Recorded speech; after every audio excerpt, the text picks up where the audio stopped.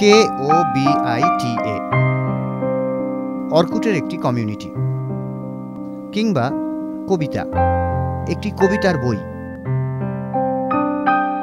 না, নিছক কবিতার একটি বই নয়, অর্কুটের এই কমিউনিটিতে লেখা কবিতা থেকে বাছাই করে ছেপে ফেলা বই।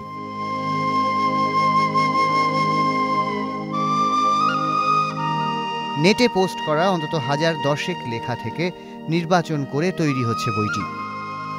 বাংলার প্রাধান্য থাকলেও হিন্দি ও ইংরেজি কবিতাও থাকছে।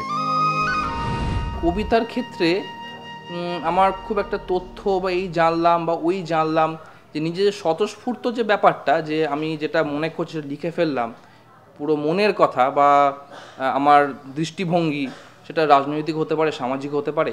তো এই জিনিসটা প্রকাশ করার জন্য আমাকে কোনো তথ্যর দরকার নেই। মানে অনেকে হয়তো ভাবলো যে না, এই বিষয়ে আমি কথা বলবো না, কারণ এই বিষয়ে আমি কম জানি।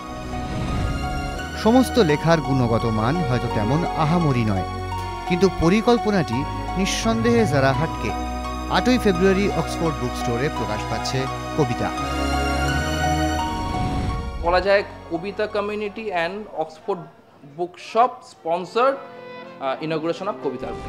কমিউনিটির মেম্বাররা নিজেদের মধ্যে যোগাযোগ বাড়িয়ে ভবিষ্যতে আরও বহু কাজে হাত লাগাতে চাইছেন ওয়েব দুনিয়াকে অতিক্রম করে বৃহত্তর জীবন সমুদ্রে সাঁতরাতে। আপাতত বই প্রকাশের ছোট্ট এই উদ্যোগ। কে বলে কম্পিউটারের কাছে হেরে যাচ্ছে বই? অর্কুটের কবিতা কমিউনিটি আবার প্রমাণ করলো যে স্রোতের উল্টো দিকে আরও একটা স্রোত থাকে। এতদিন আমরা যে ট্রেন্ডটা দেখেছি, আগে বই ছাপা হচ্ছে, সেই বইয়ের লেখা তারপর উঠে আসছে ইন্টারনেটে। আমরা একটা উল্টো ছবি দেখলাম। আগে ইন্টারনেটে লেখা, আর সেই লেখাগুলো দিয়ে ছাপা হলো বই।